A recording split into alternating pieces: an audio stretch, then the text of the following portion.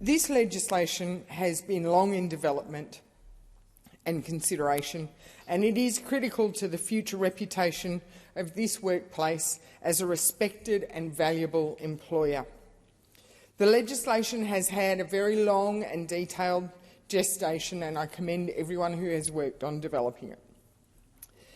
Over successive governments, we have seen improvements in the way this parliament operates.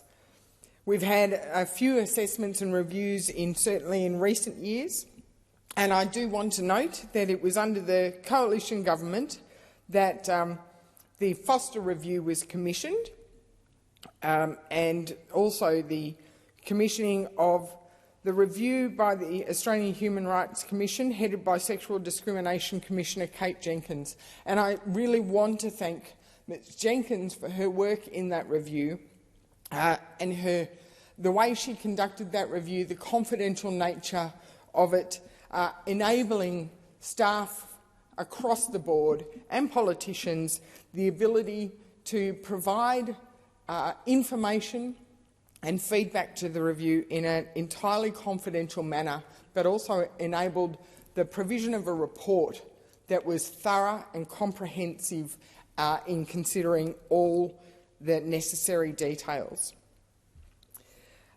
Following those two reviews, the former coalition government established the Parliamentary Workplace Support Service that will now be enshrined by this legislation.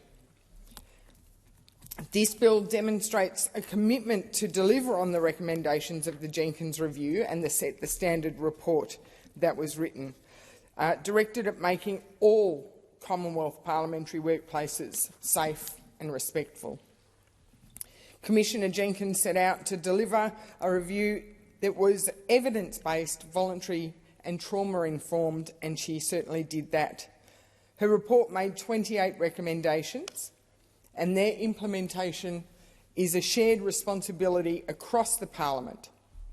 And that is why the development of these bills, the bill that we're discussing today, was led by a cross-parliamentary leadership task force, which was assisted by a staff consultation group, because, very importantly, in this aspect, our staff always matter, but this is about making this place safer and a better workplace for staff and for ourselves. I am a member of the Parliamentary Leadership Task Force, and I want to thank all members of the task force for the constructive and collaborative way we all work together to ensure that this bill is deliverable and implementable. I thank all of my colleagues for the respectful way we had discussions and did those consultations with staff. I want to thank all the staff who participated in the consultation group for their thoughtful feedback and for the way they constructively approached this task. The first bill in this package, the Parliamentary Workplace Support Services Bill, implements recommendation 11 of the report, which stated the Australian Government should establish an Office of Parliamentary Staffing and Culture within 12 months to provide human resources, support to parliamentarians and members of the Parliament Staff Act employees. That is, A, centralised and accountable to Parliament with the enforcement of standards, and B, designed to provide human resources, support and administrative functions in the areas of policy development, training, advice and support and education. Through our discussions and considerations, the Parliamentary Leadership Task Force determined that the PWSS is the appropriate vehicle for that Office of Parliamentary Staffing and Culture, and there is further work to be done on establishing the next steps. On establishment of the PWSS, it will do further work to implement another 5 of the Jenkins recommendations. because the Set the Standard report found that there was an absence of an appropriate authoritative culture for parliamentarians and their staff, and a lack of standardised people management processes. Parliament is more akin, it is not a homogenous single workplace. It's more akin to a shopping mall, where each individual office is like each individual shop within that shopping mall. It is a complex beast, which was recognised by Jenkins, but by establishing the PWSS, we have developed a support and complaint resolution and review functions that the existing service will integrate into the new entity. We've got a consistent and standardised package of training for parliamentarians and their staff. And so we will start to have more common standards across this varied workplace. In respect to the review function, which is akin to a complaint investigation process, this will continue to be performed by the new service, pending the establishment of the Independent Parliamentary Standards Commission, which is recommendation 22 of the report. This new body will have delegated power that incorporates the new PWSS, including its advisory and support functions. And I look forward to the continued work of the PLT in establishing the Independent Parliamentary Standards Commission. As it stands and under this bill, the PWSS and then later the IPSC will operate a fair, independent, confidential and transparent system to receive disclosures as well as handle formal and informal complaints and appeals about misconduct. It is intended that the new Commission will also be led by an independent office holder. The PWSS will continue to have education and training functions to support parliamentarians and their staff in their employment relationship. It will provide training on codes of conduct, also to a broader cohort of people that work in the parliamentary workplace. As the Jenkins Review described, Commonwealth parliamentary workplaces are an ecosystem made up of multiple workplaces, each with its own culture. The Set the Standard report highlighted in so many ways how Parliament is unique, but also, and importantly, reminded us, and I quote, "This is Parliament. It should set the standard for workplace culture, not the floor of what the culture should be."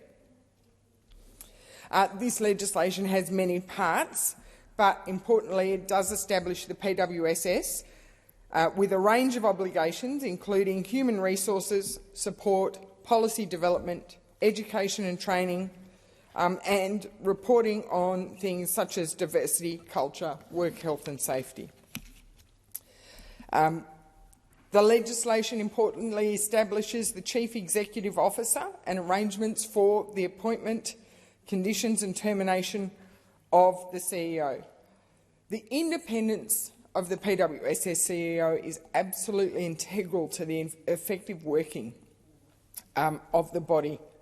They must genuinely be independent, because that is what will deliver and enshrine raised standards and a better workplace culture. Another important part of the bill is the establishment of the PWSS advisory body, who will assist the CEO in the operations of the PWSS. And there will also be the establishment of a consultative committee made up with an independent chair, parliamentarians and staff of parliamentarians, which will provide an important conduit to allow employers and employees alike to speak directly with the PWSS. The consequential amendments that are provided for in this bill cover off changes and transitional arrangements as the new PWSS is embedded.